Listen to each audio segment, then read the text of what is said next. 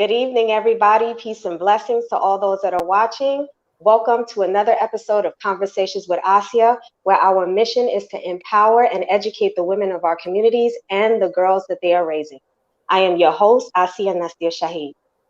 Tonight, we're going to be talking about a topic that many want to avoid. It has become a taboo topic, but nonetheless, it is a topic that no longer needs to. And Conversations with Asiya and the guests that we have today are looking to change the narrative, and that is to honor the mothers who have lost an unborn child. When we look at the statistics of women who lose children each and every year, the numbers are staggering. And yet, for whatever reason, there's not enough talk, discussion, support, and awareness of something that has continued and will continue, unfortunately, to happen to many women. We have some courageous guests today that are going to be sharing their story of, once of tragedy and how they have been able to turn that into triumph and live a fulfilling life honoring their unborn child. And so we have guests. We have some special guests in the house today. We have 5 different states coming to you and one coming from a whole completely different country. So let me start off by welcoming the mothers that we're going to be honoring today. And I'm going to start with the first one on the right, coming all the way from Delaware. I would love to welcome my special friend, Jenna Bayan. She is actually she is a returning guest who was with us a few months ago on, being authors and writing children's books. So we can see already, just with the work that she's doing, how she's been honoring her life and the life of, her current children and her unborn child. So Jenna Bayan, welcome to our show, Conversations with Asiya. Thank you so much. I feel welcome. Thank you so much for having me. Thank you for coming back. And my next guest that I'm welcoming, I've been knowing her since I was 14.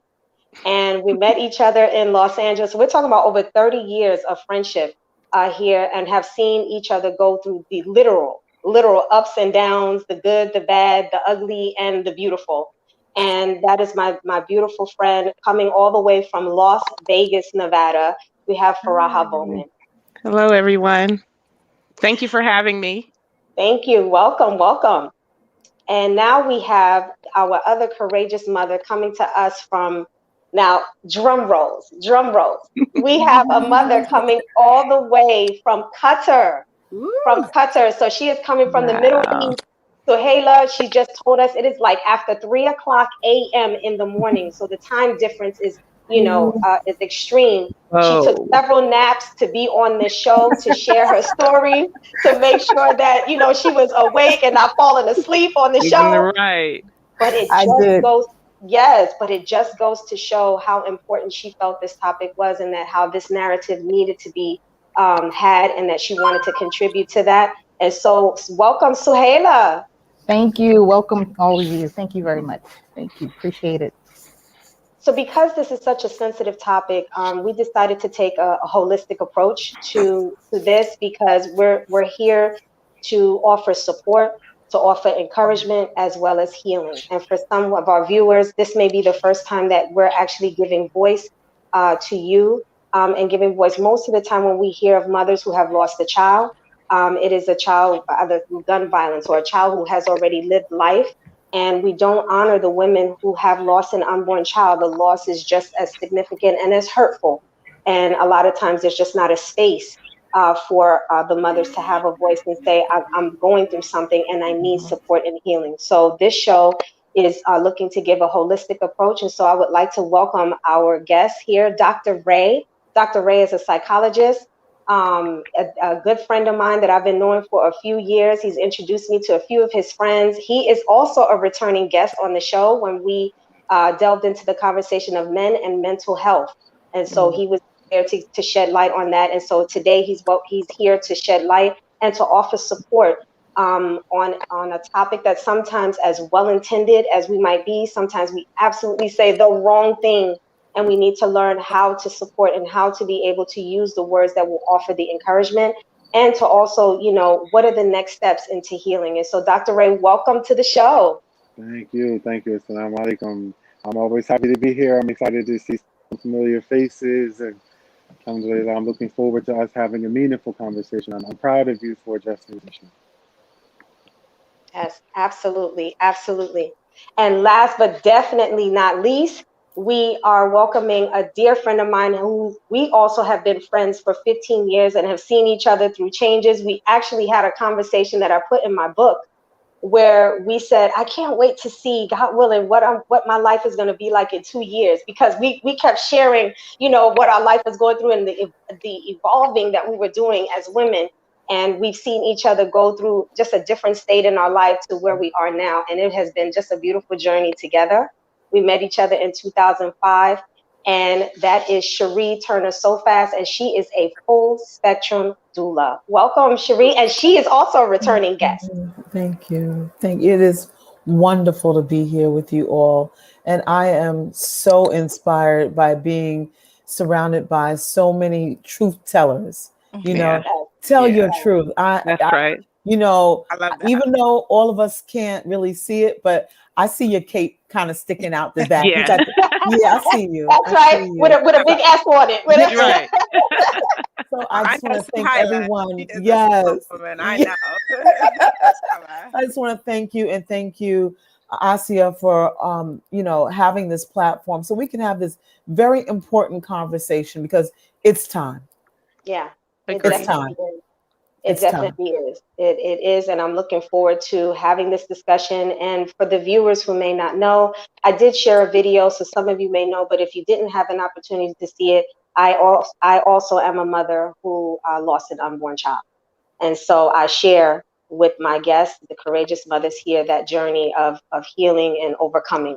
So I just want to, we'll go ahead and we'll get started on that topic of sharing. So Jenna, I would like to start with you. I want to start with you because when we actually had our conversation, you shared something with me that I didn't know. I knew about a miscarriage, but you actually are a mother who have experienced both a stillbirth as well as a miscarriage. So I would love for you to share that experience, with our audience, and for those mothers that might be listening, husbands, significant others that might be listening, what was your journey in that? Mashallah. Okay, well, thank you for having me. I am really honored to just be able to have this conversation to people who, actually want to hear the conversation. I think a lot of people shy away from it. So my particular journey, I believe I was 20 years old. I was pregnant with my first child, and I knew something was wrong. I was 6 months pregnant, and I'm just like, this is different. Like I woke up and it just wasn't the same feeling. And so I knew something was wrong. And, everyone is like, no, you're fine. That's just, and I'm like, no, something is wrong, So I actually ended up catching a bus because I didn't have a car at the time. And I actually ended up by myself catching the bus to the hospital and going to the hospital. And, there they told me, the baby had passed in utero, and, that I would need to go through the process. I don't know, for anyone listening, if you've, I know a lot of people are familiar with D&Cs. This is what happens in the early stages of pregnancy when you miscarry. Well, in the later stages of pregnancy, when you miscarry, you have to go through the process. You have to give, quote unquote, birth to that child. So, there's actually a process for that, because they have to dilate you. They have to, there's a process for that. So, I just had to go through the whole process and, have the child. But, I want to draw our attention to, I don't want to say silver lining, because there's no silver lining to losing a child. Like, that feeling never goes away. But there is something that consoles you. I think there's something that, Allah places in you, God places in you, that allows you the strength to get through it. For sure. So there was like so many, a young mother, first pregnancy.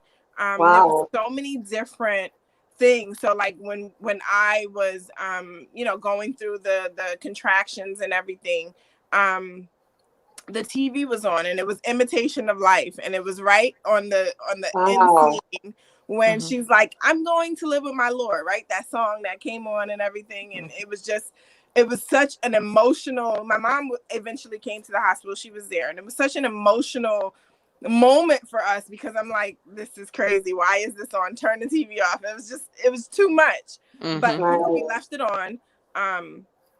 And I ended up, pushing, she was a girl. I ended up pushing her out, and she came out still in the amniotic sac, and it wasn't broken. So we were kind of able to see, her as a baby, peaceful, not, it was just so, it was peaceful for me. It was calming, and so when she came out and eventually, we popped the sac, and, I was able to look at her. I was able to hold her. She fully formed baby. The only thing missing was, body weight, weight. Yeah. So, and I'm just sitting there and I'm just like, wow, like I've never been this close to death before in my life, so being that close to death and that being what, came out of me, that being a part of me, it's something I never get back. And so the nurses, I guess, they realized that I was a young mother, and, everyone rallied around. It was so calming, so peaceful.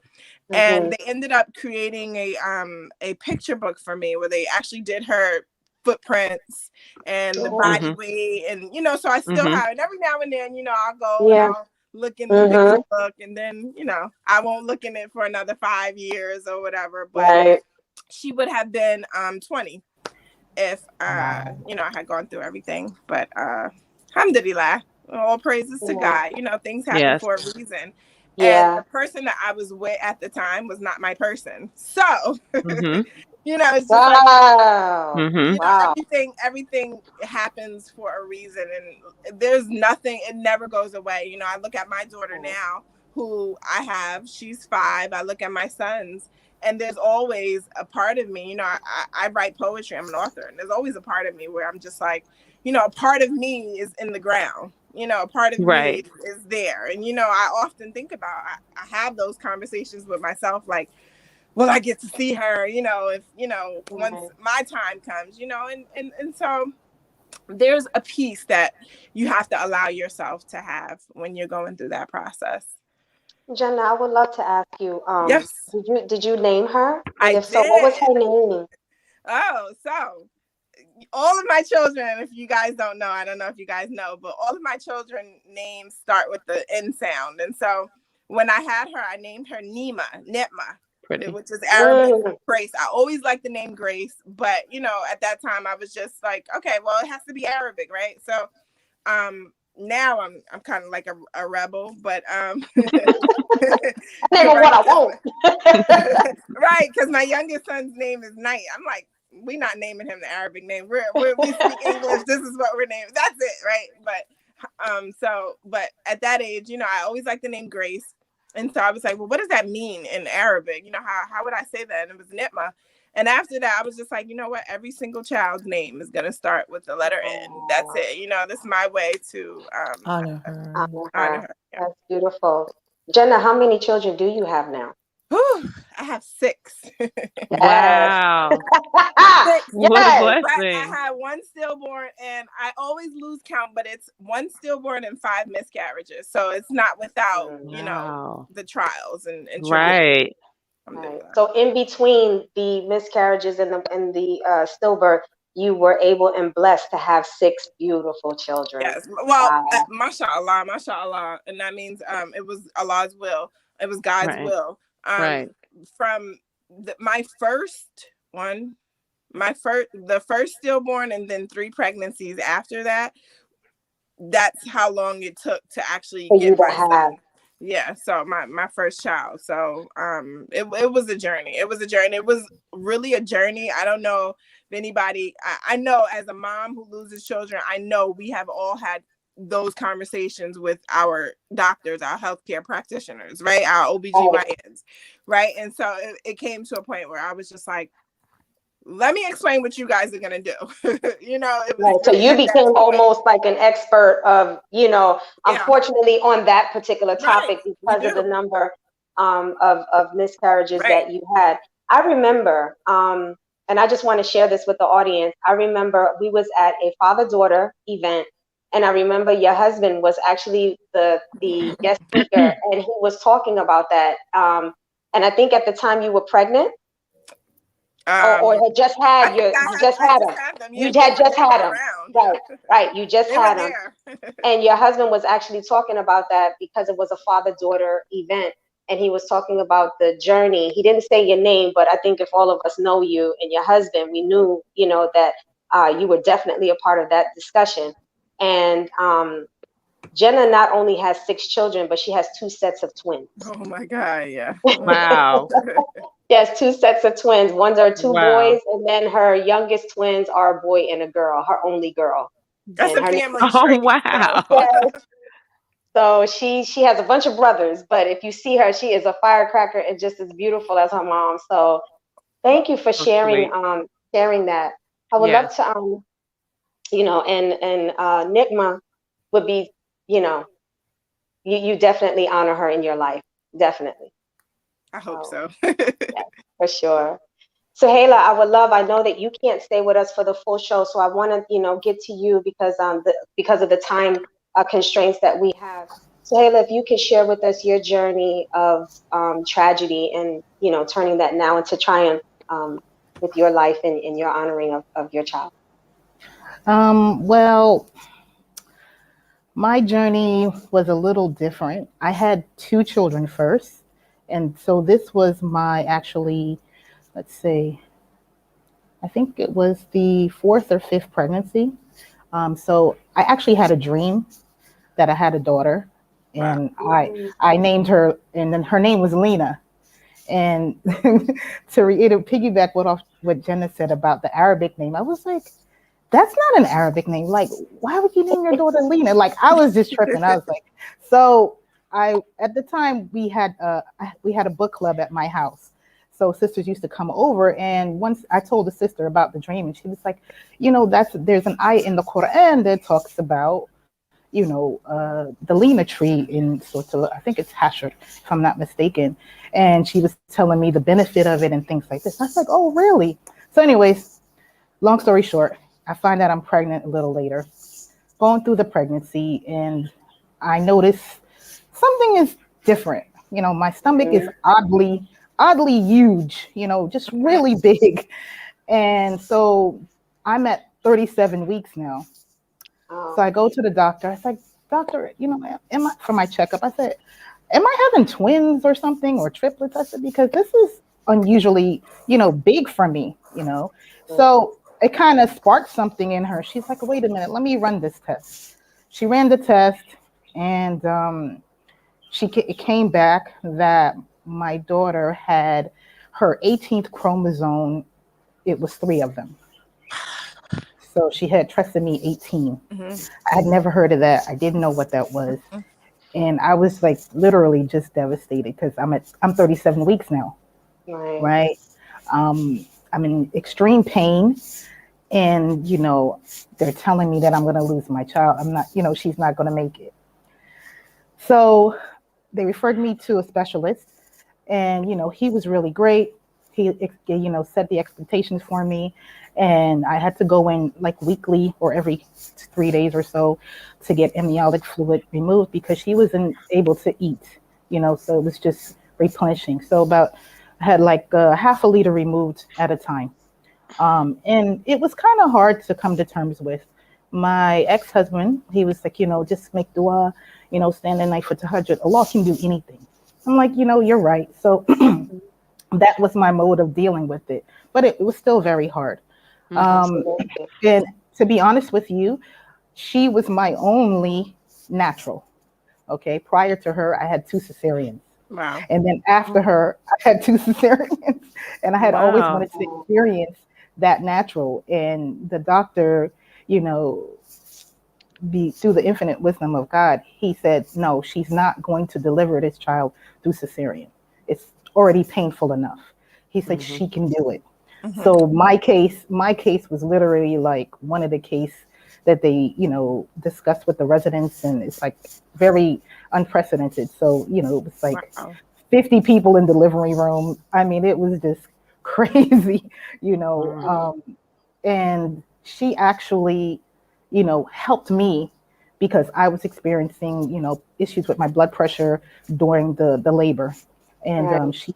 she helped me to kind of like, I mean, all of it is from Allah, but she helped me, or he used her to Right. help me stay alive. That's right. And as soon as I delivered her, Mhm. she died. Like as soon as she came out, she died immediately. Right. And I wasn't as brave as Jenna. Like honestly, my husband at the time he had to come in and he had to hold her first. Like I couldn't come to terms with it. Like what? I've never experienced like death from, such close proximity. So it was really hard to, come to terms with, even though I knew it was coming. I knew it was coming, but I didn't, Hmm.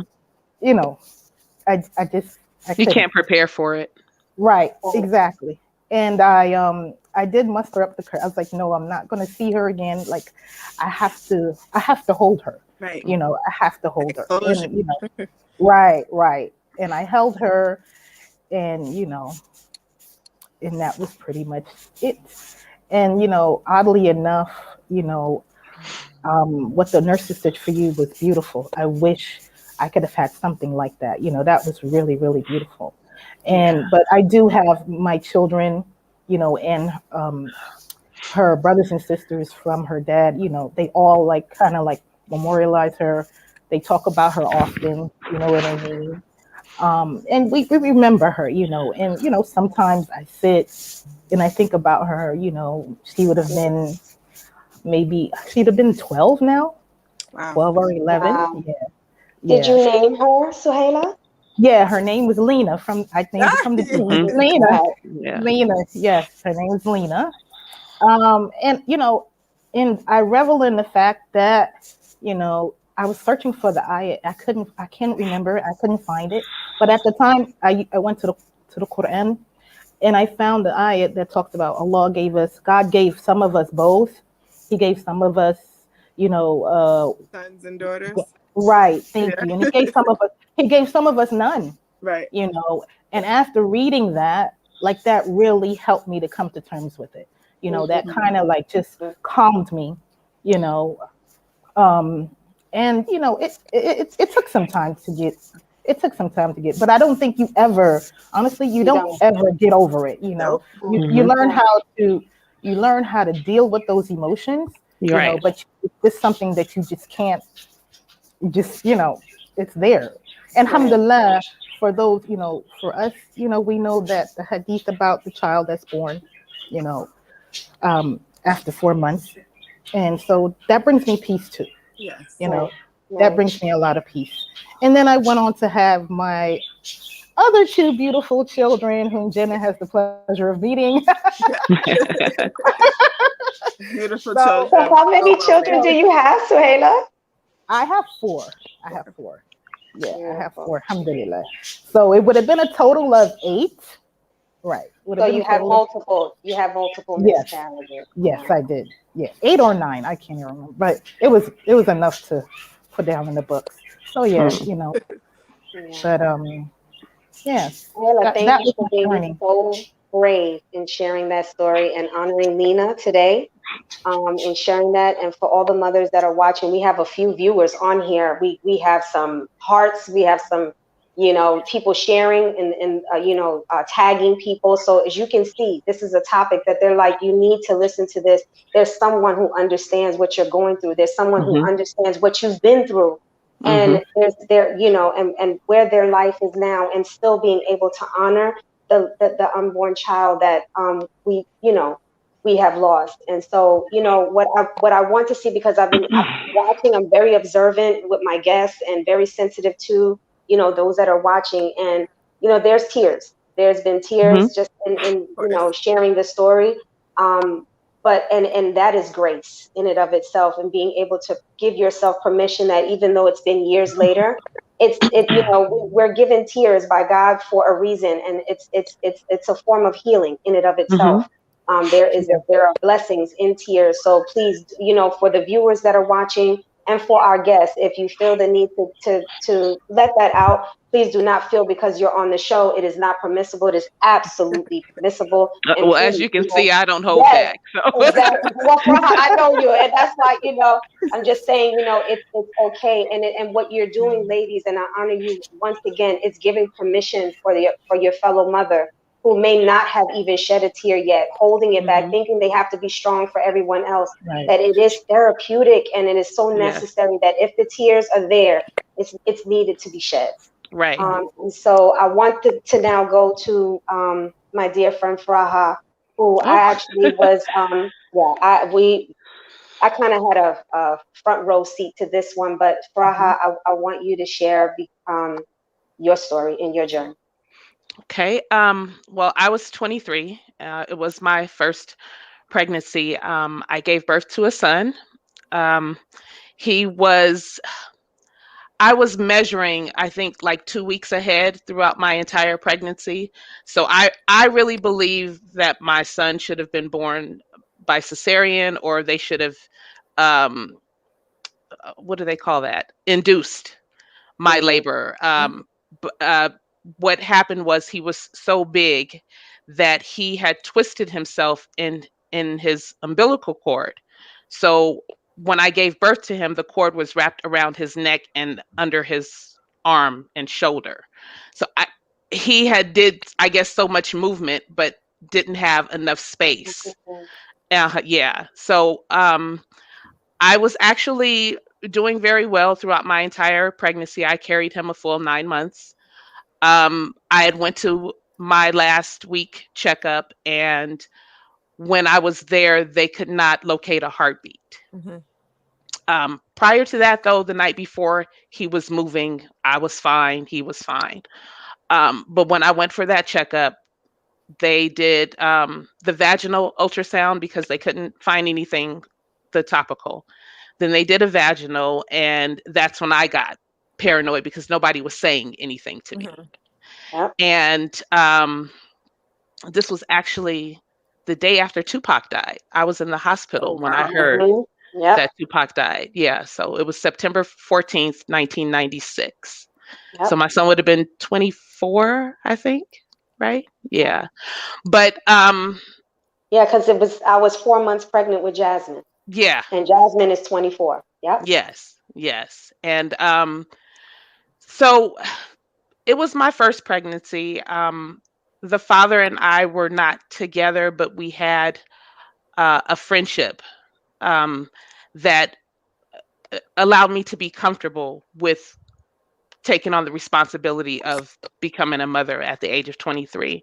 He had just enlisted in the Army, so he had to learn of my pregnancy and the passing of our baby by way of letter. I wasn't able to speak to him. I wasn't able to see him. So he was getting this news, in the form of letters while he was in boot camp.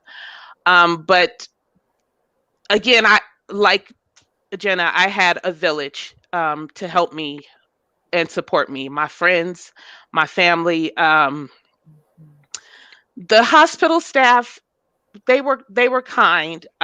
But I'm not gonna lie, I had an attitude. I felt like this was something that should have been detected earlier and probably would have resulted in my son being here. So after experiencing that, excuse me, you guys. No, that's okay for her. I didn't want children. I was the last of my friends to kind of do everything, including having children. So I was content with being the auntie, to all of these beautiful babies being born into my life. So going through that, I was very discouraged. But then, God had other plans and blessed me with a beautiful daughter 1 year later. Oh, wow. Yeah. And she is now the mother of 2 beautiful children. I have a granddaughter who's 5 and a grandson who is 1. And my grandson's name is the name of my son, which is Sajay. So that was very special to me that my daughter asked my permission to name her son after my son, her brother. So yeah, every day I see my grandson, and we're so close, and he's so sweet and loving and protective, and he's only one, and it's like he knows that he needed to be here. Right. Yeah. I wish I could bring him in here so you guys could see him. Well, hopefully, maybe you can before the show is over. You can bring Yeah. it in, and I'm just happy that you're able to. I'm sorry. I just wanted That's to okay. really jump in there. I'm just so full of happiness for you that you're able to see that beauty in that, because Yeah. a lot of times, we're traumatized from That's true. the things we go through. We're not able to see that beauty, and there's so much beauty in that story. That is true. Thank you so much. I appreciate yes, that. yes, it is so much beauty in all of your stories. The Yeah, fact that I you have agree. been able to, and that is why I wanted to have this show, is to show that even through tragedy there is hope, there is light. And Yes.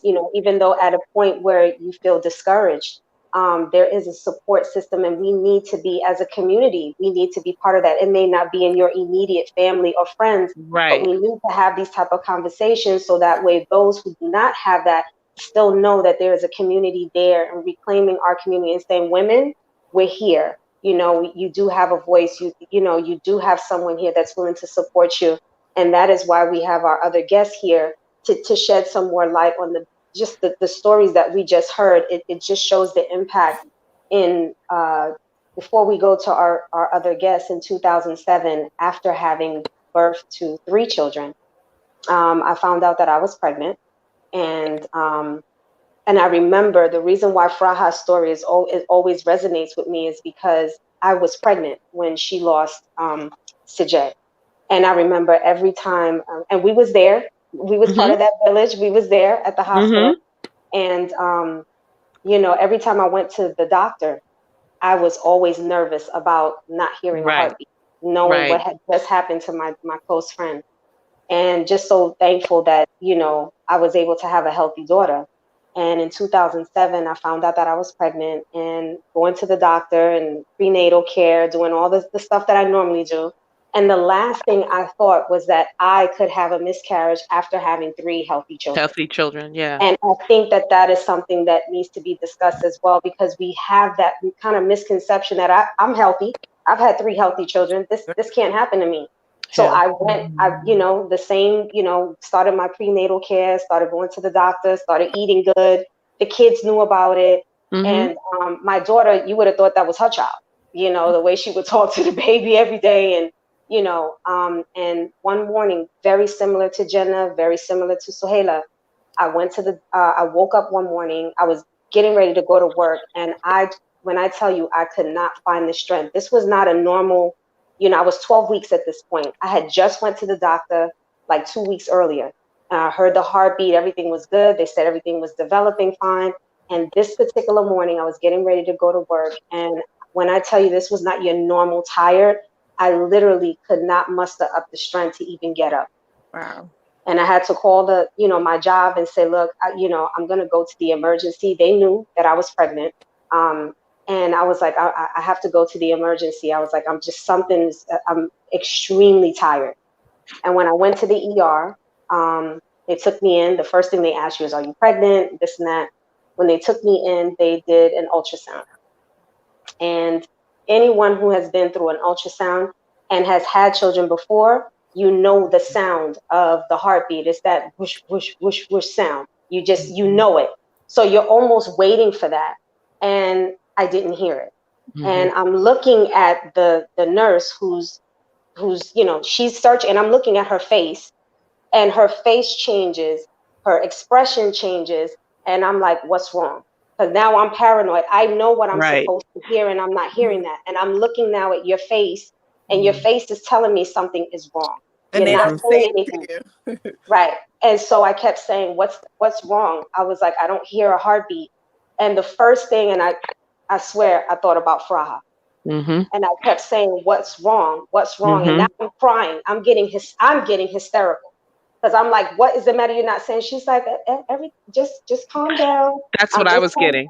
Right. Just calm down. I'm just Mm-hmm. trying to, sometimes it's hard to find a heartbeat. And I'm like, I just went to the doctor. I know I Mm-hmm. know you're supposed to hear it. And Mm-hmm. she's like, okay, well, I'm finished now. She was like, let me go and get the doctor. And when the doctor came in, you could see the look on their face. And the first thing they said is that you lost the baby. And I'm under the impression like, no, I didn't. And that's what I literally said to the doctor. I said, no, I didn't lose the baby. I said, I'm not bleeding. I'm not spotting. I'm not anything. And Yeah. he's like, not all miscarriages miscarry that way. Right. He was Right. like, there's no longer a heartbeat. And I'm like, no, you have to do it again. And I asked so much that he did it again just to calm me. And he was like, the baby's gone. And the next morning I went to get, because I was 12 weeks, so I was early on, they did do a DNC. And I DNC. remember, yes. And I remember sitting in the office and it just felt like surreal. I was like, I'm in an office with all these people and no one understands, like I'm about to lose my baby and I'm still feeling like I'm pregnant because I haven't passed. So Mm-hmm. I'm like, no, there's still maybe a chance, and I'm still praying and like, no, maybe there's a chance because the baby hasn't passed. And the tears was just flowing. It just like I could not stop crying. And I remember Mm-hmm. one of the nurses in the office, she just came up to me and she whispered, she said, would you like to go in this private room? And I said yes. And when I went in that private room, the father of the child was sitting, and I remember I just put my head on his lap. And when I tell you, I just cried because I was trying to hold it in because everybody else was there, but just the Mm-hmm. tears kept flowing. But when I went Mm-hmm. into that private room, I was just like, they're about to take my baby. Mm-hmm. And that was just something I couldn't fathom because I still felt pregnant. And I And remember, that was something mhm, else I neglected to mention. I gave birth to a yes, 10-pound, 14-ounce, three whew, and a yeah, yes, like yes, 23 and a half inches long baby, like a yes, full full on. term baby. Yeah. So Yep. just to even try to understand how maybe in earlier stages of development, I would have processed it a little different. Easier. But Yep. the fact that it just seemed like they literally waited until the very last minute to kind of deal with that. You know what I mean? Like how can Mhm. someone measure ahead and it's kind of, oh, that happens, you're just big, so Right. it's important that the hospital staff is sensitive to to To what those you're feeling. emotional needs, not just, Yes. yeah. And I think that was the difference.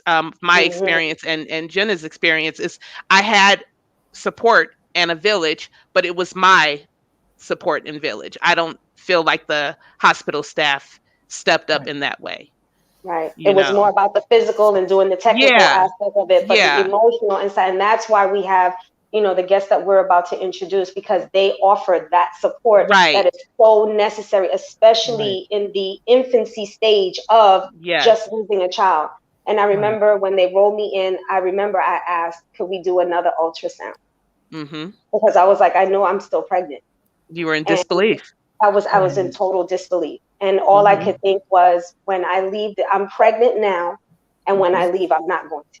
Mm-hmm. Right. And that was something that I just could not fathom that thought. And Mm-hmm.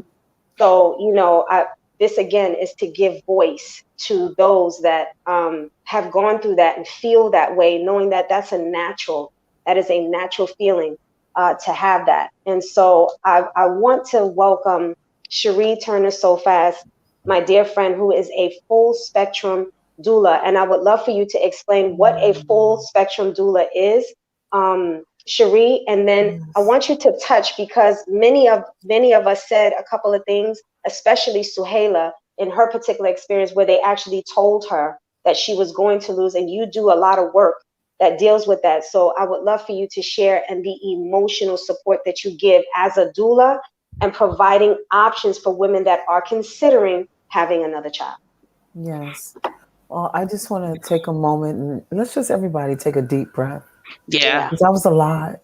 yeah. yeah. Let's just take a moment, breathing in, Yeah, yeah, it was. hold it, and exhale. Let's do that again. Breathing in, hold it, and exhale. And one last time. Breathing in,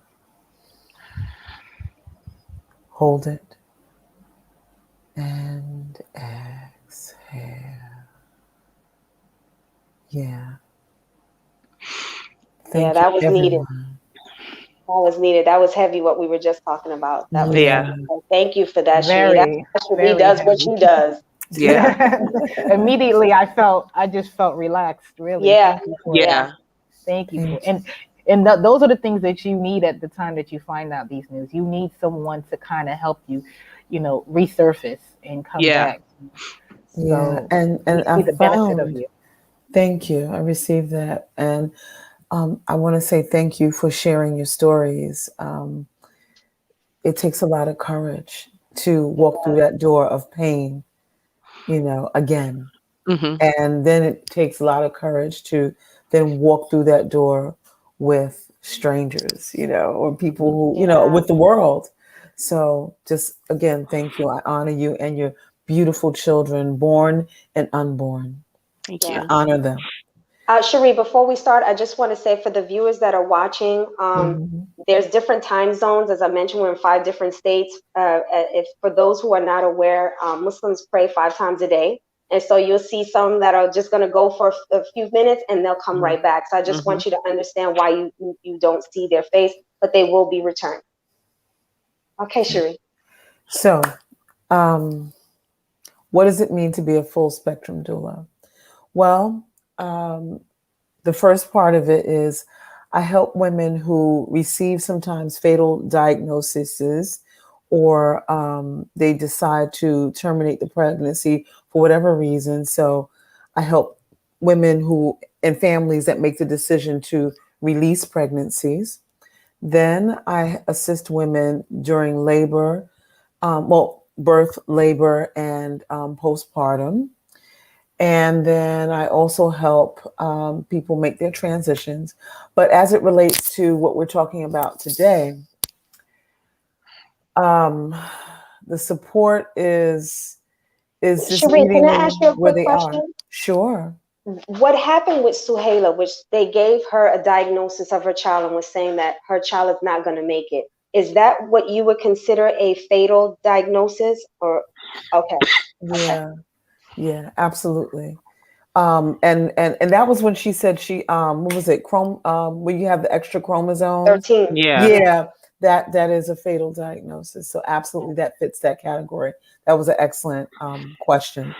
So what was the rest of your question? I'm sorry. No, that was my question. So you can continue. Okay. And so in those instances when those things happen, it is shocking. You've never been there before. So there is no right way to be. There's a couple of things happening there. When it comes to the medical staff, I'll address that too. Um, a lot of medical staff, they don't know how to be when it comes to transition. I don't like to call it death, but death transition in general. So they don't do well with it because they don't have any kind of training. You know, some people do, some people don't, and it Hmm. depends on a lot of what they're. So that falls into them as individuals. So then Right. you wind up having to lean into, well, is this person more spiritual? Is this person more, Hmm. where their psychology comes from around this subject. And Hmm. also you look at it like, well, did we ever get an education? Our society doesn't.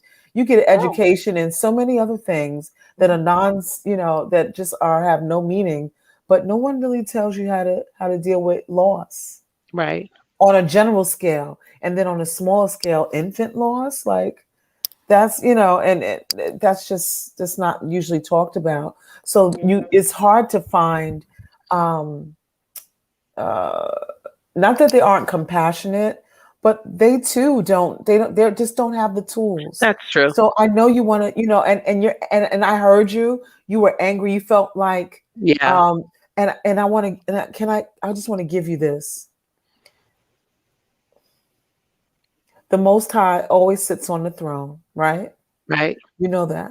Yes. People are doing the best they can Absolutely. with what they have. I believe that. And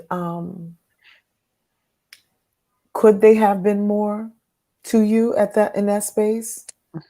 They could have, or maybe they couldn't have. Maybe that was what they Maybe were. that was that, and I had to come to terms with that. You are absolutely Yeah. right. So I So received that. yeah. Yeah. Because the situation as a whole Mhm. can make you angry Yes. and resentful, because what Yes. happens, and those are all what's happening in that moment is all the thoughts of wait. I'm supposed to be there's supposed to be first teeth. There's supposed to be this. There's supposed to be this event, that event. So you immediately start mourning the events that will never be, will And never not to come to mention pass. the guilt of thinking that there was something I could have done to prevent Yeah, this. and you are Yes. not. And so then I offer you this again, where you can lean into your spirituality, whatever Yeah. that looks like for you. Yeah. Is that again, the Most High is purposeful. That's right. As we have I've lost a child as well. And I to this, like, I took a course. This is how I got into this. I took a course because I wanted to be a really full spectrum. I want to be well-rounded. I want to be prepared for whatever comes my way. And there's a beautiful sister named Neka Hall, and she has a course for doulas and people who just want to be able to be supportive in this area. And she had a daughter. Her daughter's name was Anaya, and she was born stillborn. And as I was going through her course, I got to tell you, I started crying because I realized how swiftly I moved through my own miscarriage. How I didn't even, there's things I can't remember. I had to call my best girlfriend, Maxine, to ask her some questions because I feel like there's something like you blacked out. It's almost like you blocked just something. like, I just want to pass that, and that's and move on to the boardwalk. I mean, like, just go. And I couldn't remember it, and I still can't remember it because I realized that our human mechanism is to block out unpleasantries to protect ourselves. Exactly. Right. And in that uncovering, I also realized that I didn't make space for even my husband's mourning. I can't tell you what he felt. Let's talk about this, because I mean, yes. Right. I have no idea. I pray. My husband's now deceased, blessed be. And I pray after I came to that knowing that I hope he had some really strong brother friends or some sister friends who loved on him, because that was his child too. Yeah. And and this just came up because I just took this training last year. And I'm like, whoa, this is, I didn't even give credence to it. So this is this topic is so multifaceted. And then there's multi-loaded. Yeah, because then there's the people that love you and want to support you, but they too are not equipped with they're limited. They're limited because they don't have the tools. They don't, because no one took Neka's course. Right. So I really give a lot of reverence to Sister Neka Hall, who just did a full and complete course to help many people companion at a time of loss. Cherie, would you be able to give us her information so that way I can post it up for anybody who's after the show would love to take a course, Absolutely. Couples and so forth. And I want you to speak to that. I was hoping that Dr. Ray is here. I don't know if his internet or connectivity is not working, but I want to ask you, in your training of that, we have that, and I actually experienced that. It was a lot of finger pointing. If I wasn't going through this, I wouldn't have lost the baby. And no. I blamed myself. I blamed myself being so early on, and I had 3 healthy children. I was like, I must have done something wrong. So I would love for you to speak to that in your training for mothers who may be watching the show and our guests that are watching the show. If they are going through that, maybe I should have done this, or I should have asked this question, and you blame yourself in the aftermath. What would you say to that, to that particular situation? That's not being fair. That's not being gentle and kind to yourself. You deserve so much more than that, to beat up on yourself while you're already injured. So I really implore people to just try to love themselves a little bit more and understand Right. that there's no space for that. There's And no in space. your doula, Don't make space for that, because exactly, that's not love. That right. child, that beautiful being that was inside of you, that was a loving Not being. honoring that, right? It's So not honoring that. it's not honoring that. So if you can What? just kind of move that out and put Mhm. what belongs inside of you, let that grow. Let that grow. That can take root inside of you, but not the blame game, because that's a festering, that's a cancer. Mm-hmm. And you don't need that. Mm-hmm. It's not fruitful. In your doula service that you provide, and being Mhm. able to help women who, you know, who had, as Suheila's particular situation where she had a fatal diagnosis, and even if you didn't, and you're in that because you have given birth to so many beautiful children, Mhm. in that space of loss, what do you encourage couples to do in that space, being that, like as you mentioned before, it's both of them have lost this child, and so often we put focus on the mom because we're in the physical sense, we've gone through the physical loss of the child, and people recognize us as the parent because we're caring, and some of us are visible, and Yeah. things like that. What would be your, in your training, what would Okay. be your encouragement for the aftermath for both parents, and Mhm. how they can help one another in such a delicate situation where it can literally tear you apart as a Yes, it couple? can. Absolutely. Which it often does. Right. Right. It's just for lack of tools, lack of support. What I would suggest is for a pause button to be pushed. You take as much time in that moment that you need. No one can tell you when you can stop holding your baby. No one can tell you so what's going to be helpful to you and your spouse and or your partner and the birthing person. What's going to be helpful to them is to cherish every moment. Look at the child's feet. Be present for that moment. Don't try to rush through it. Mm-hmm. Don't. If there, there's so many things like holding your baby, taking pictures with your baby, talking with your baby. You have to do it the way you see fit. There Mm-hmm. is no wrong way, weird way. You can't allow yourself to be open to the judgments of others. Mm-hmm. It's just not. It's just Now, not what you want to do. You want to, or keepsakes. If you I have, did, yeah. yeah, if you have stuffed animals and toys and things, and you want to hold your baby, you just, be there in that moment with your partner Mm-hmm. and allow it to be what it is organically. Mm-hmm. Do not force yourself because you think the doctor's got to do this with the baby. No, take your time and just be. That is your time. That is the only time that you're going to have with your child, and you ride it until the wheels fall off, until you're comfortable. You know, Wow. you saying that really takes me back because I was so scared to hold her. And when I did, you know, I didn't want to let go. I didn't want her to go. Mm, And they were ready to take her. And I didn't know what to do. I was like, okay, it was just so much. I feel like I didn't have enough time. So Right.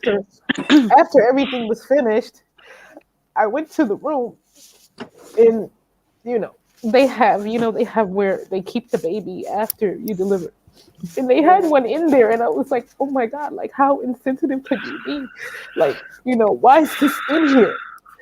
You know, and I just Yeah, was in the room and I just didn't know what to do. I'm just used things to like picking that. it up and Yeah. nursing, and it was just like, what do I Mhm. do? I'm here by myself. Like, usually I have company, and it was just a lot. And I'm just glad that you're bringing this point up.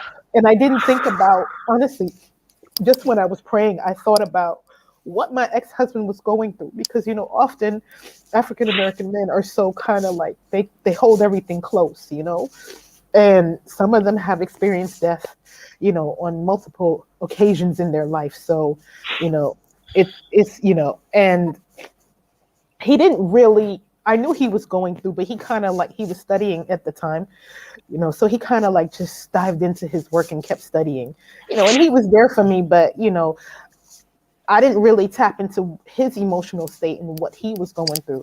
And that looking back and hearing you talk about that, I kind of like wish I did, because I think Yeah. that Me that too.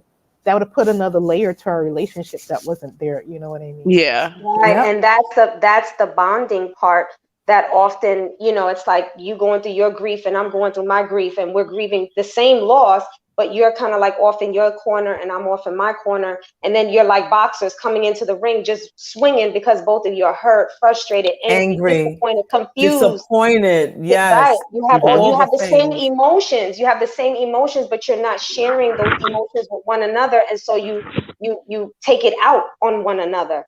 Whereas Right. this is something so, and I would even go as far to say, if necessary, for the viewers that are watching, and even if it happened years ago and it has put a strain on your partnership or your marriage with this person, if you have to go to counseling to kind of bring up and see, those are the things. It's usually the very things that we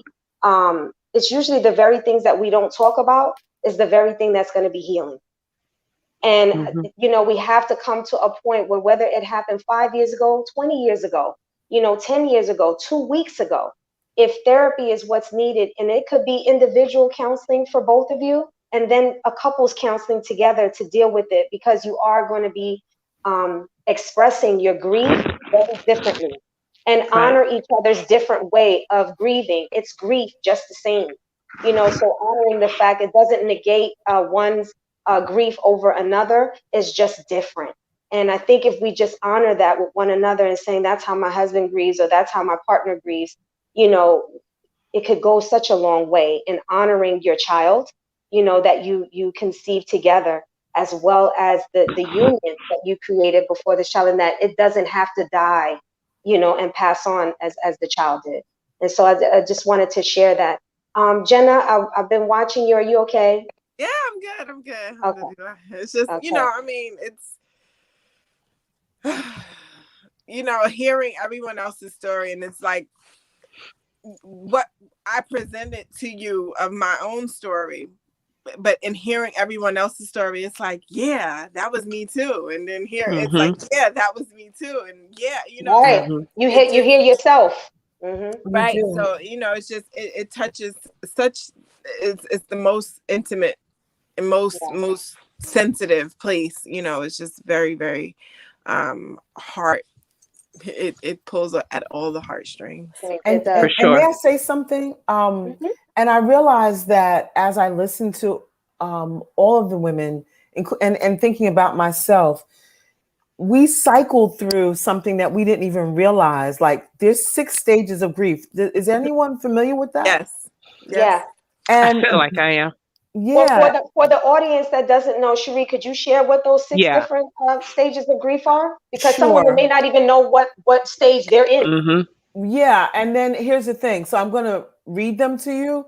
However, just know that you can cycle through them. Then you can take a step back, go back into one. You could skip a step.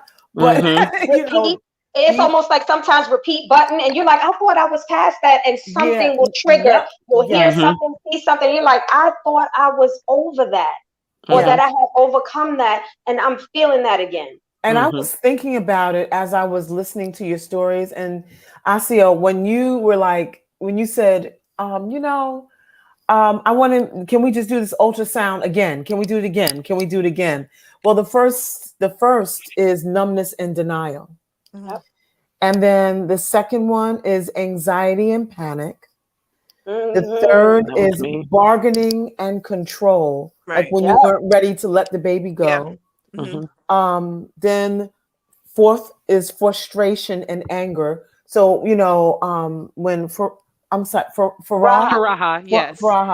when you were saying you were a little angry at the personnel, in the hospital setting, I can definitely see that.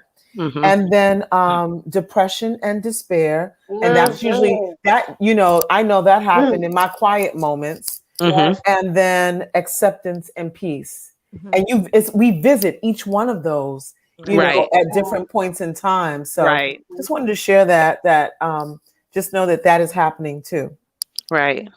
I want to touch on a topic that this conversation is so powerful. I don't think you ladies understand as I'm I'm talking and listening. I know I just want to read some of the comments that we're getting. We have a lot of welcoming and greetings of peace.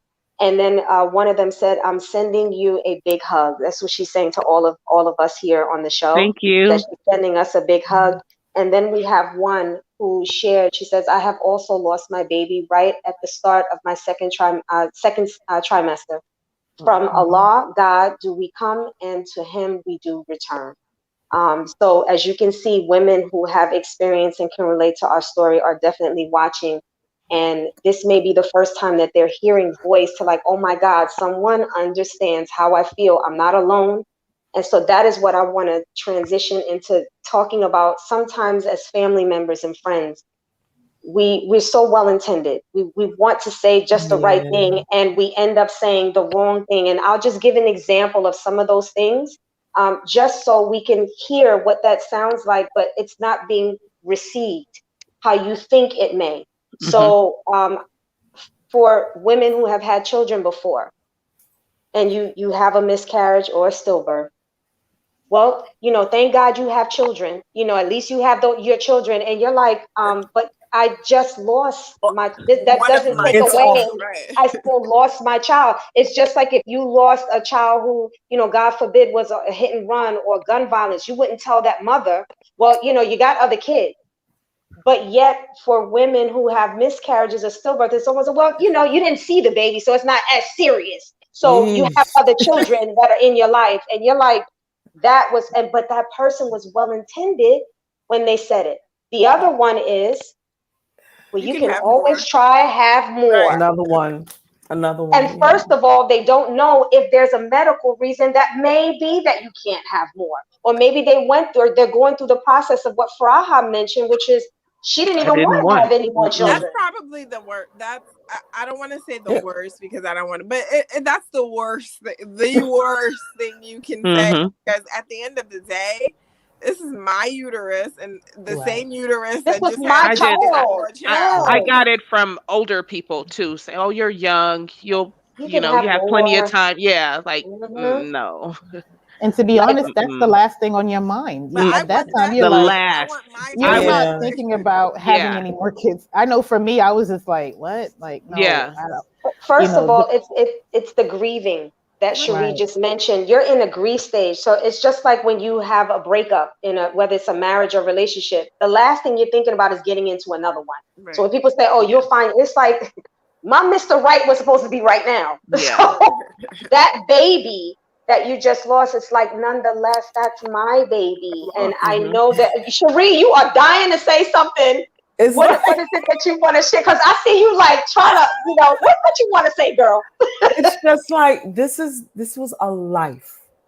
Yes. This was not, I got a stain on my dress and I can go purchase get another dress. One. Right. Sure I can. Have other dresses. But a soul, exactly. But a soul is a soul is a soul. Mm-hmm. Please say that again.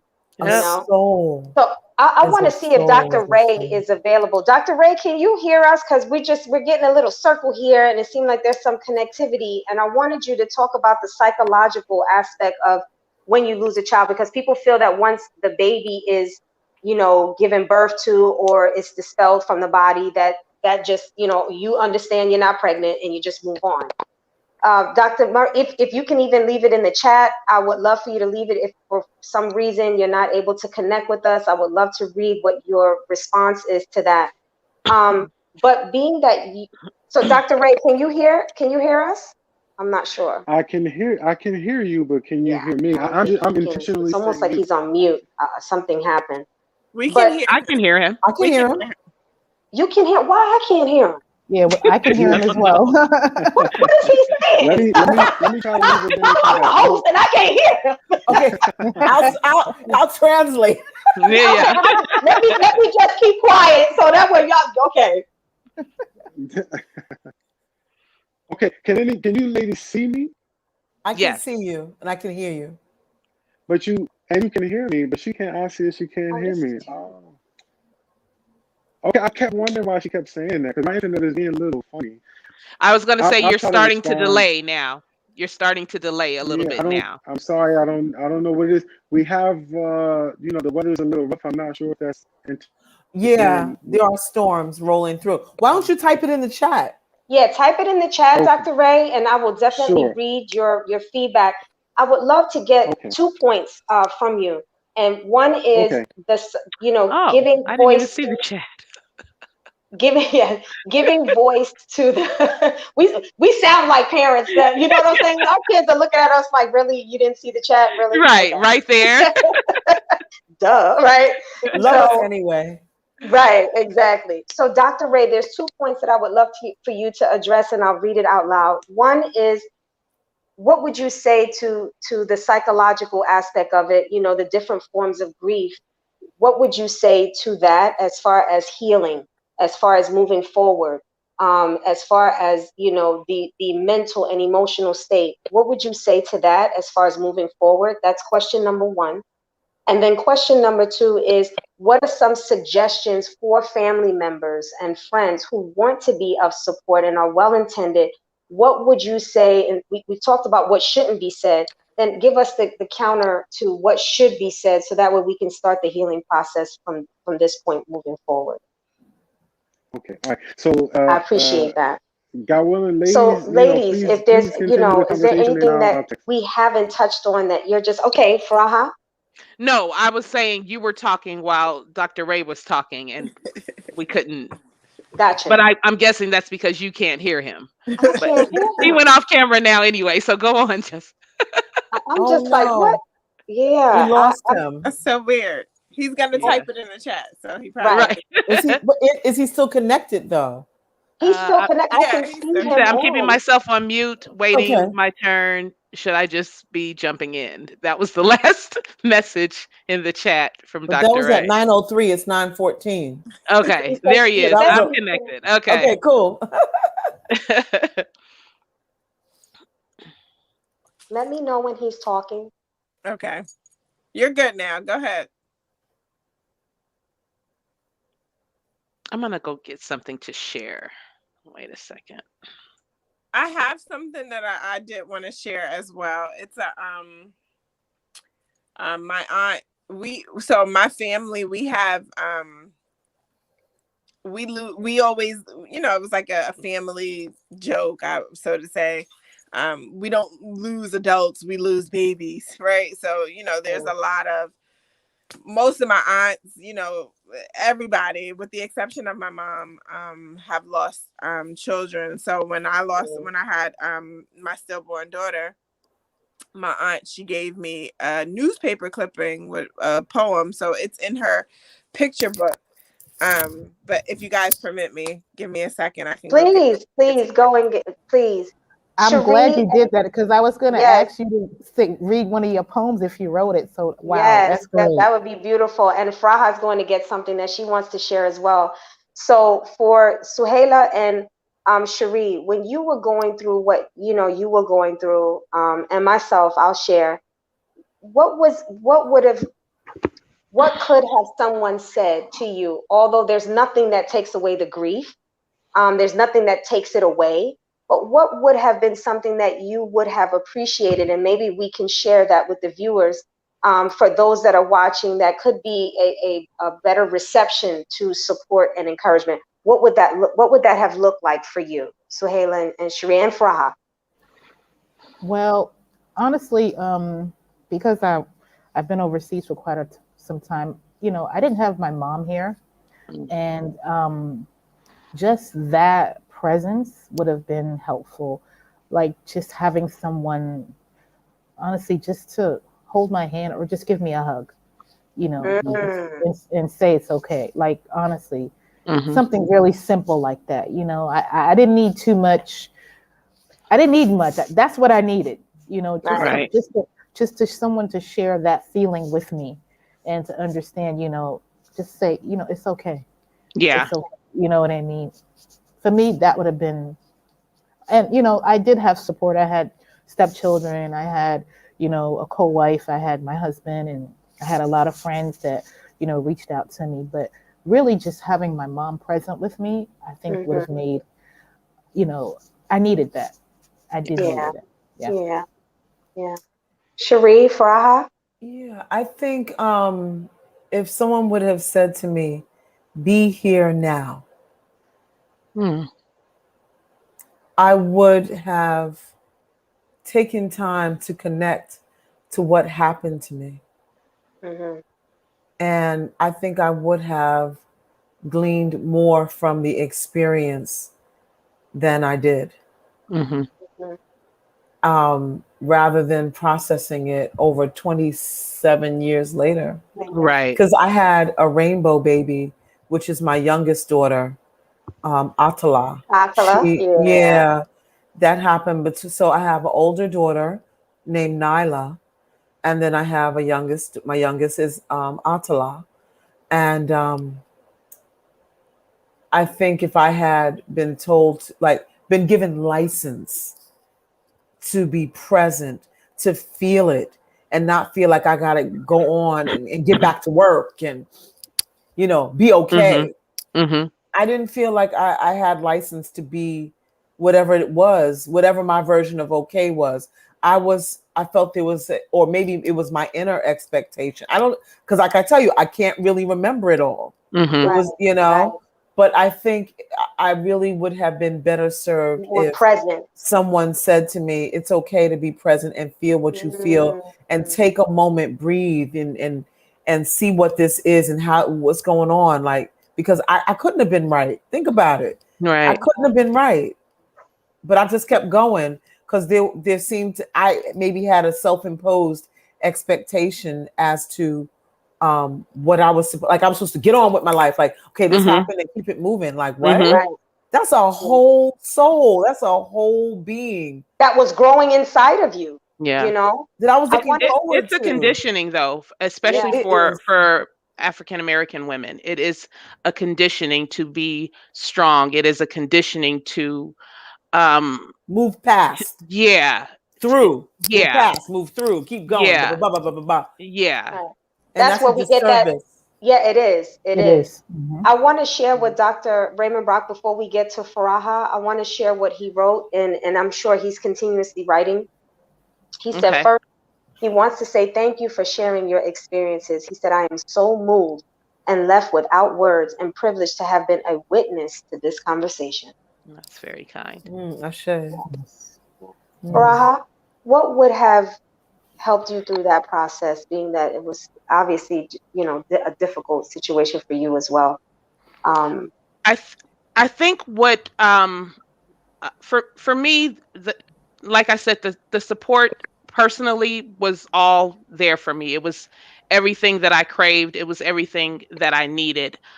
What I held on to was the medical aspect of it, and I could not wrap my head around why this happened in this way. Like I said, I don't know if the loss would have been any less painful if it would have happened earlier on, but the fact that I carried a baby for 9 months, I was expecting to be a mother. And when that did not happen for reasons that could not be explained to me from doctors, you know what I mean? I'm going to appointments, I'm eating right, I'm drinking water, I'm doing everything to make sure that I am the best version of myself for this life that I'm carrying. And you guys had no idea, that this could happen.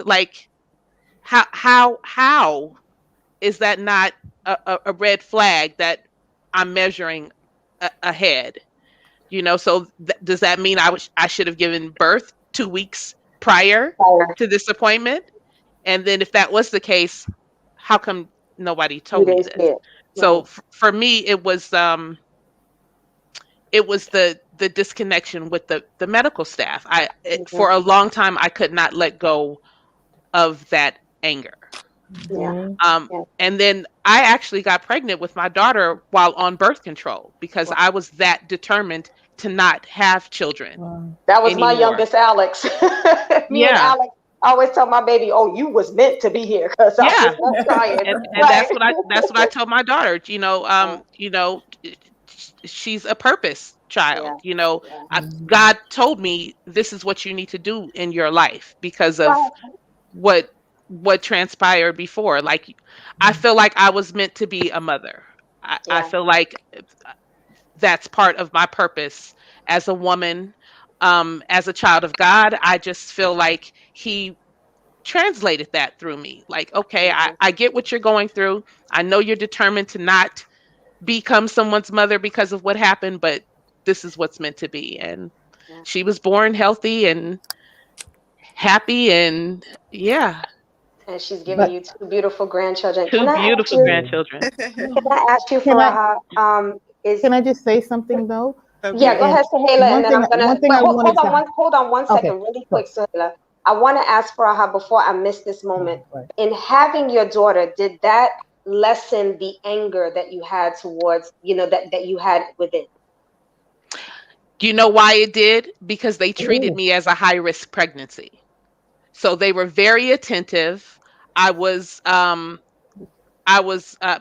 appointments were more frequent. And so I felt like, okay, this is going to be okay because they're on it. Right. I don't know if the hospital staff with my son was lackadaisical or, but it just seemed like when I was pregnant with my daughter, and then I was in Vegas too at that time. Right. Right. So So it I was a don't, different space and everything. yeah, yeah, but the Absolutely. doctor was very attentive, very much involved, kind of personal, would call me or, send me emails just to see how I'm doing prior to appointments. Just Word. very much what I feel like I needed and Needed. craved Can I the just first say, experience. do you see how, and in my faith, we're taught that when you lose, God always replaces with better. And I'm not talking about Absolutely. your child, Mm-hmm. but he replaced better as far as the medical Care. personnel and the Care. care Yeah. that you needed. And that was part of your healing. I don't know if Yes. you see that, but good. I'm glad Absolutely. you see that. Absolutely. Suhaila, you had a point. What did you want to say, Suhaila? Yeah, the first thing I wanted to say was, we're mothers from the time we find out that we're pregnant. That's You know, true. just because we haven't, completed the carrying of the child and delivering it, we're mothers, nevertheless. That's You true. know, and I That's do true. understand what you're saying because the medical staff that I had when I with my daughter, the following pregnancy, I was also treated as a high risk pregnancy, Mm-hmm. and there was much more attention. Mm-hmm. I was referred to the specialist, so he Mm-hmm. took care of me throughout the entire, Right. birth, and he even advocated for me to deliver naturally as well. Mm. He was like, she can do it, well, Right. God didn't have that in store for me, but Right. he gave me that, he wanted to give that to me. And he was Right. so excited that he told me this. I didn't even ask what the sex of the baby was that I was carrying. I never do. Like, I'm like, that's one surprise that is just so personal to me that Yeah. I just want that. When I see it, then I'm like, yes, So Not me. I need I to was know. I gotta go 37 weeks. shopping. I don't like. I'm sorry. I was like 37 weeks, and I was like, he was like, you don't want to know. I was like, okay, you can tell me. I'm like, and then he told me it was a girl, and then so when I got pregnant with my son, he couldn't wait to tell me. He was like, it's a boy. I was like, don't tell me. Don't. He was like, Right. I'm sorry. I'm like, but it's all good. So yeah, I just wanted to add that. And I want to share what Dr. Ray, he actually wrote something in the private chat, and I want to read that to everyone. Dr. Ray said, I want to encourage anyone who has lost a child to be patient and merciful to themselves, as they are in need of it and most deserving of it out of anyone right now. I have worked with women to understand that every feeling is part of the process and to let those feelings come, to weather them and embrace their supports, but also to learn to express your needs.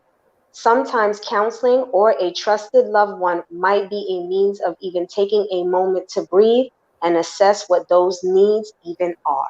Right. And that is so true. And that is so true. So I'm so thankful for that. I would love, and then he also said, as for the loved ones in the position to offer support, listening and being present is the most meaningful place to start.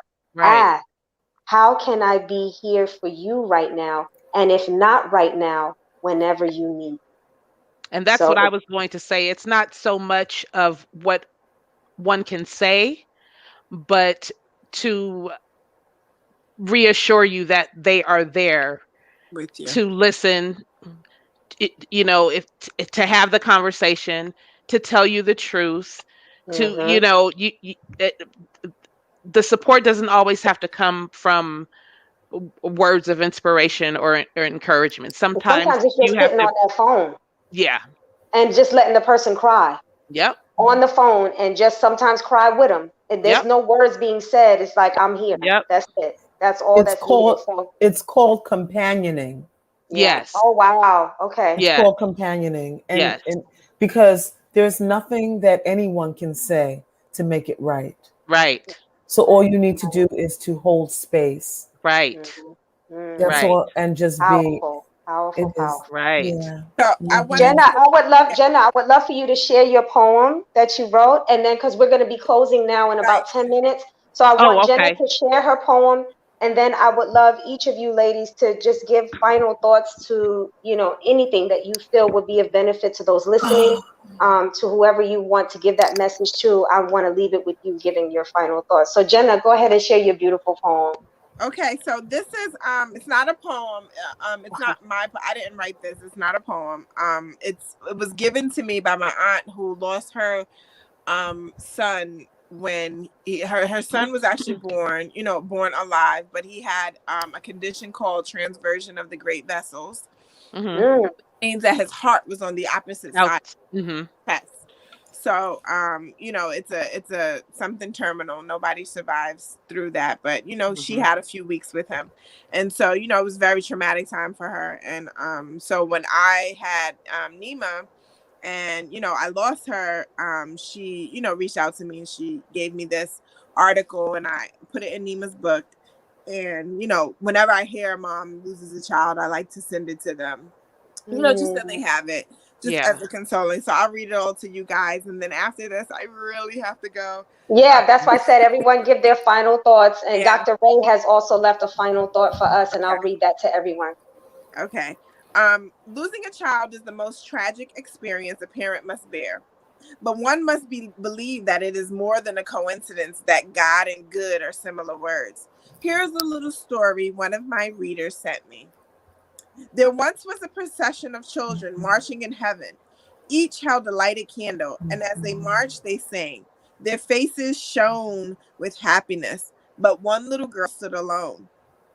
"Why don't you join us, little girl?" one happy child asked. "I can't," she replied. "Every time I light my candle, my mother puts it out with her tears." So I just, wanted to show that, just kind of, the crying, how many weeks, how many months, how many years for some of us, even sometimes I don't even go near her book sometimes, just because I'm like, I'm not in that space. I'm not, I'm not going down that road, So, I mean, just thinking about, the tears and just consoling yourself and understanding that, we are spiritual beings having a human experience. Mm-hmm. Yeah. And when we put that into perspective, we understand. I think, most faiths teach us that there's more to this story. This can't be it. And so, as long as we hold that and we understand that there is more to this story and this is not it, that's really, that's all the consolement I need. Like, oh no, I'm gonna see her again.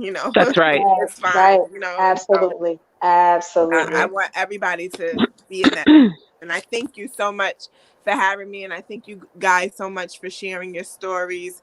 And, you know, just praying that for all the children lost, you know, praying that Right. one day we are all reunited with them. And thank you for Thank you, sharing. Jenna. That was Thank beautiful. you. Yes, Jenna, thank you. Yes, And Sohaila, I know it's late over there, and you stayed much longer than you even Yes, initially said. I couldn't. Thank you, I just Jenna. couldn't. I couldn't tear myself away. Like, Right, you know, right. when I saw this flyer, I immediately, it did something to me, and I just Yeah. immediately, I wanted to share. You know, Yeah. and I was like, if I'm meant to be there, then I will be. You know, and I'm honored and I'm happy that, you know, Allah has chosen me to be amongst these, you know, beautiful women that experience, you know, have this shared experience, and that we can, you know, shed some light for women who are going through it. Right. And, you know, we really need to, as African American women, we really need to do more self-care and you know, just taking time, like Sister Cherie said, taking time to, you know, just be in that moment and understand there's no rush. You Right. know, Right. this is you. That this person was part of you. You know Yeah. what I mean? Like you know, and you have that right. You know, Yeah. we have that right, and we have to. Although we should celebrate our strengths, we also need to celebrate, you know, for lack of a better word, our weaknesses. Our Yeah, our vulnerability. That's vulnerabilities, what I was right? thinking Yes, too. sit in And it. Yeah. you know, right, and Yeah. you know, and know that, you know what, is it it's all you. It's You okay. know, Yeah. don't put me in the I'm a strong woman's box. Not I'm today. all of it. Yeah. Not I'm all today. of That's it. right. Not right Not now. today. I'm not wearing a cape Not today. right Sorry. now. Yeah. Right. It's I in am the wash. all of that. Yeah. It's I hanging am up in the all of closet. that. Right. I am all of that. And you know, Right. that's who I am, and I'm good with that. And if you're not, Yes. you know what, okay. But Yeah. yes, really, thank you so much for having me. I really enjoyed it. And I really hope that this leads to something positive for African American women, where they can have a Women, support, yes, all you know, women. because we need One that. step at You a know, time. we Yeah. yes, I know, right? I'm rushing, right? But we need what we do. It's really Yeah. needed No, it really is. needed for us, you know. And it's Hmm. really been a pleasure meeting you, Faraha and So, Cherie. Likewise. Thank yes, you. Thank you yes. for Thank you having me, so much, Asiya. Sohaila, for sharing. No problem. No And I'll be problem, seeing no you problem. tomorrow virtually, God willing. Yes, inshallah, inshallah. Yes, have Get a some good one. sleep. Yes. I'm headed right there right Yeah. now. Thank you, ladies. Nice to meet you. You Take care. too. Take Thank Assalamu you. care. alaikum. Bye Bye bye. bye. Faraha, what are your final thoughts?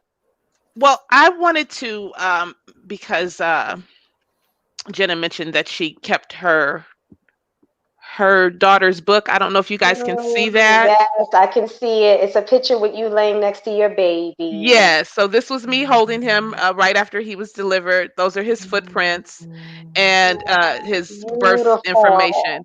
But I also had a bereavement box with like a lock of his hair, and Beautiful. I gave that to his father when he Mm. returned from boot camp, just because we could not go through that experience together and support each other in the physical. You know, he was Right. away, and then I was dealing with it, you know, on my own. So um, that was something. And when Cherie touched on the fact that you didn't create the child by yourself, so it's not just your loss. It you have to go through it to come out on that side of acknowledging that. But that was something that I had to also learn to share, because Absolutely. it wasn't just my pain and my grief alone. But so yeah, so that this was what I kept for myself, and then I gave him the box with the hair. So Beautiful. That was yeah. That is very so kind. beautiful, Faraha. Yeah, Yes, thank you. it's so Thank you. Wow. beautiful. You know, Cherie, any final thoughts that you want to share for anyone who's listening? Thank you so much for sharing that, Faraha. yeah. Yes, thank you. You guys, it meant a lot to me. I just well, Asiya, I'm sorry. That's You okay, sweetie. you know that I was hesitant to Mm-hmm. be a part of this. This is something that I have not discussed for a very Yep, long time. yep. It doesn't mean that it's something that has left my spirit or my heart, Right.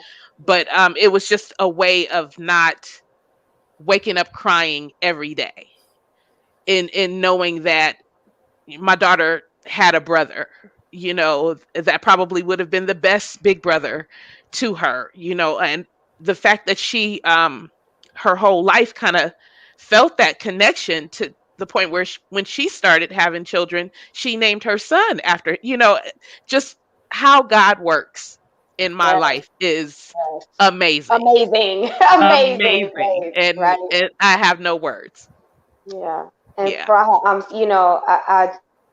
in asking you, I remember I prayed before I actually called you It's because I okay. knew, I mean, we have been friends for so long, and this is a topic that, again, it's always this taboo thing that you're Yeah. just like, I'm not going to touch it unless this person brings it up, which is Yeah. honoring that person in, space. But I knew that this was something that needed to happen, and I just knew, and you did not disappoint. You definitely shared and brought so much, as the other ladies did, so much to this narrative. And I Thank just want you. to thank you and honor you and I'm CJ grateful. I'm grateful for being a part of it for, and yes, meeting you wonderful ladies. Cherie, you are the most amazing. wonderful spirit. Like, I Yes. feel like we have been girlfriends for 30 years, and this is just one Okay. conversation, That, you see, know? that's who I hang out with. I hang out Yeah. with high You frequency sisters. you are Right. dope. You really Yes. are dope. You Takes really Yes. one to are. know one, don't it? Thank you. That's Thank All you. right. right. Right. Right. We here. Right. Right. Right. Before Okay. Sheree, Thank you. before you Yes. share, I just want to share what Dr. Ray left. He said, what his final comment was, don't work to make the person feel better. This is our natural instinct to react to people we love being hurt. Letting them have their pain and not being alone through it is worth more than we often imagine. Isn't Very that true. true? Isn't that true? Thank you Yeah. so much. Even though Dr. Ray had to leave, he shared even in the chat some powerful things, some tips of what we can do and what we can say. And so, Cherie, I would like to leave the final thoughts for you as we get ready to close this episode. Thank you. Thank you again for having me and allowing me to be a part of this dynamic conversation. And I do hope it reaches and touches who it is meant to reach and touch, including myself. I pray for us all as we go forward still with this in our spirit. So there is a book that, and I'm going to also share with you, Asia Neka Hall's information. Yes, yes. I'll be sure to. That sister is incredible. Mm, But there was a book that she recommended that we read called The Prenatal Bombshell. And there mm, was a quote in that book that says, "You cannot see the future and you cannot change the past. There are so many unknowns, and this road is not one you have traveled before." Mm-hmm. So think about that. Right. But let that sit with you for a moment. Right. And what that means for me is that when have you experience such a traumatic loss, you have to experience this as you need to. Right. It right. but you have to experience, well, it would serve you to experience it through gentleness and Mm-hmm. autonomy.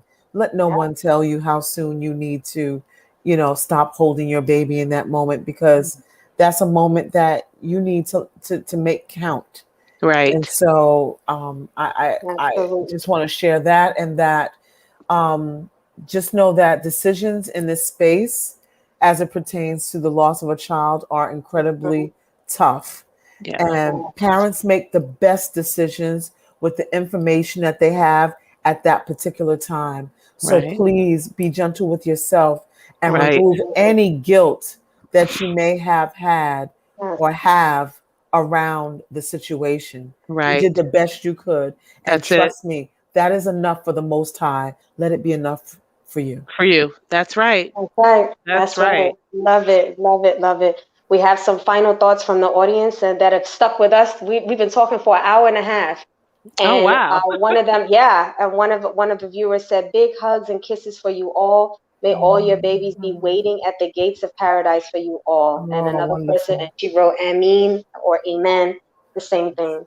So, ladies, I want to thank the viewers. I want to thank our courageous guests, our guests, experts in their field. Our the holistic approach that we took with having a psychologist as well as having a full spectrum, doula that deals with both, all of the different aspects of life from birth all the way to transition.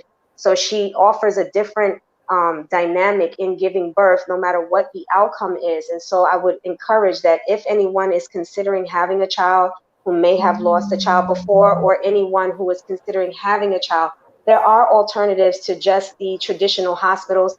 Doula and midwives, they bring such a different environment of support and encouragement during the process, not only for the birthing mother, but also for the entire family. So if you are interested in looking at that alternative, please reach out to Cherie Turner Sofas. She was included in the link that I had, or the video that I had made a few days ago. She's on there. Visit her page, inbox her, reach out to her. She is, as Faraha mentioned, she is just incredible. She's dope. Yeah, She's dope. she really is. She really is. And actually, I remember I had asked you, Cherie, remember the baby that I lost? I had asked you to be in the birthing room when I had, if that baby had went full term. So she's absolutely, and that was even before I was a doula. Absolutely. But it's just your energy, your spirit. That's your energy. That's right. Yes. And I needed that in that room because I didn't have my mother. She lived in a different state, and I wanted to have that as a surety that that process would have been easy. And we weren't there either. Yeah, exactly. Because you were in Cali and I was in Jersey. So viewers, first I want to thank all of the courageous women. Even though you're a doula, you're also a mother, and we want to honor you, Cherie, as a mother who have lost an unborn child. Faraha, Suhaila, and Jenna, thank you so much for sharing your stories and honoring your babies. Nikma, Lena, and Sejay, I just want to thank you so much for sharing their story and being courageous to help, to give voice to other women who feel voiceless in such a difficult moment. For those of you who have missed the show, it's okay.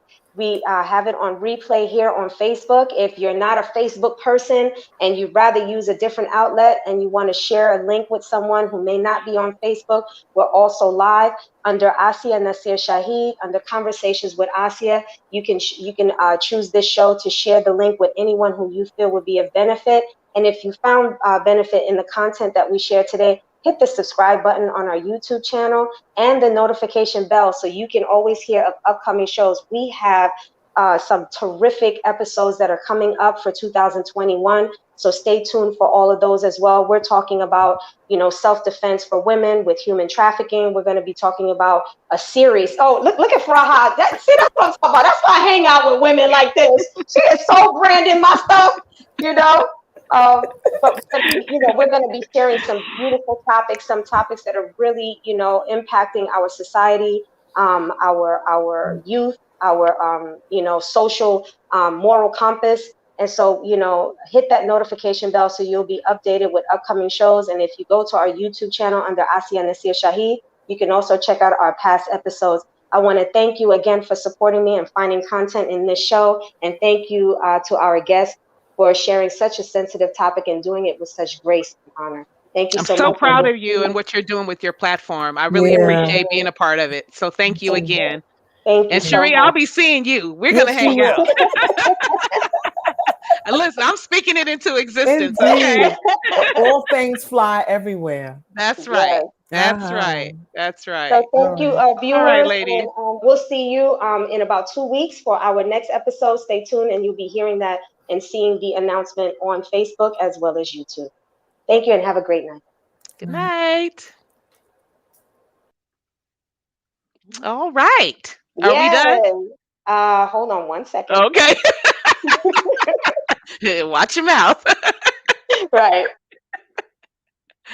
It's taking a while to end.